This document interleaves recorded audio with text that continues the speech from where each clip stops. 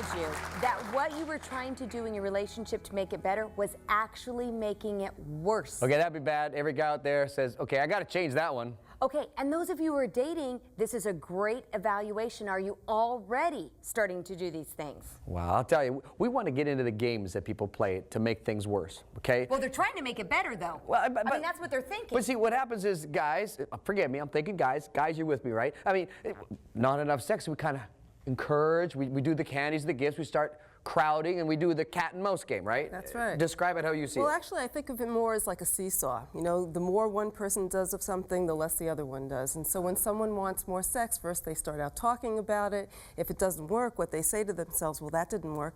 I guess we have to talk a little bit more. So the more they pursue, the more the other person retreats. The more the other person retreats, the more the other person pursues. And you can see that this goes nowhere. In and fact, you almost things get become worse. Obsessed. Absolutely, you do get obsessed. It makes me think but of it's when I'm beyond trying the words. I know, but when I'm trying to diet, it's like the more you're trying to stay away from food, it's like that's all you can think about. Well, you know, there's another issue about this. The more a person pursues, the less they speak from their heart. And what I mean by that, initially a person may say, listen, honey, I miss you. I want to be physically close to you. I feel disconnected. Nice. But then what happens is when they're not met with more sexuality, more touch, they get angry. They get angry about the pop can in the den. They get angry about the, you know, the tricycle in the driveway. Things become an You issue. didn't listen the first time I tried to say it nice. And anger is not an aphrodisiac. I mean, I've noticed that in people I work with. I can say that. But the way that you talked about food and the more you're not supposed to eat because you're dieting, you think about it more? You just nailed guys. That's exactly what guys are with sex. No, we're not going to do that. Just, no, we're not going to do I am representing the men in this world, and you can talk all you want. Guys, stay with me for a second. Okay, here's the deal. Here's the deal you got to understand. We are not going to talk guy-girl. Okay. We're going to talk high desire, low desire. Thank you, in a minute, Christie. we're going to, okay?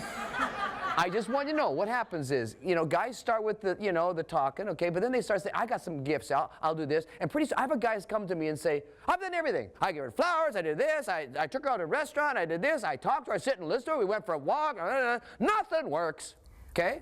You know something, I'm going to nail you on this one, Dave. Okay. Because I'm telling you that when you go and you speak to people who are sex therapists, and I can tell you this in my own practice, it's not exactly 50-50, but it's kind of close to 50-50 who's complaining about not having enough sex. Yeah. You talk to your guy friends in the locker room. You talk to your guy friends wherever you go, you know, with your buddies. But women aren't talking about it as much. They're having the same kinds of problems. Christie's right. No, but listen, I will agree. Oh, no. The world is stopping right now. Okay. We need to say that one more time. What did you say, Michelle? I said Christie's right. Okay. Let's pause for a commercial break here. Okay.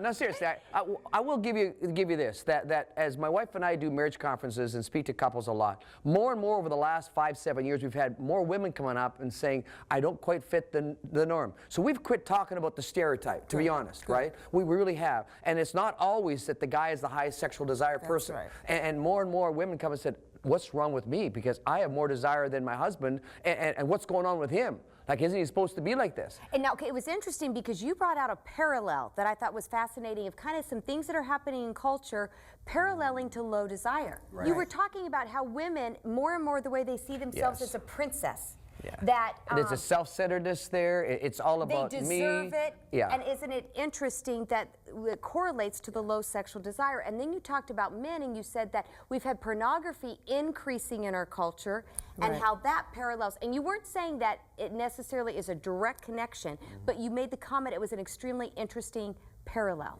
Well, I mean, I think the bottom line is that couples really do need to be able to communicate about what's going on. Sex is such a taboo subject. Right. You know, it really amazes me. Couples who've been married sometimes for 20 or 30 years, they're embarrassed to talk about sex. They're not telling each other what they like and what they don't like. Right. And if you started your marriage and you start talking about what feels good in your 20s, believe me, as time goes on, what turns you on changes over time. Totally. And if you don't have continual communication about it, you lose touch with what works. And that's a lot of times why people lose desire in sex. Yeah, this is powerful. Okay, you got it. If you're younger in your marriage, okay, the first 5 years, start talking about, I don't understand this. How come you do this? What do you need from me? And ask those questions early so you get in the habit of talking about sex. Because also in my office when I counsel people, just ask them to share things sexually when I ask direct questions. it's like a hurdle to get them talking about sexual innocence between them, especially to admit they have needs. It's almost like, you got to discover my needs. That would feel better. Or I'm embarrassed because I can't this, or I won't that, or I'm not sure about this. Those are...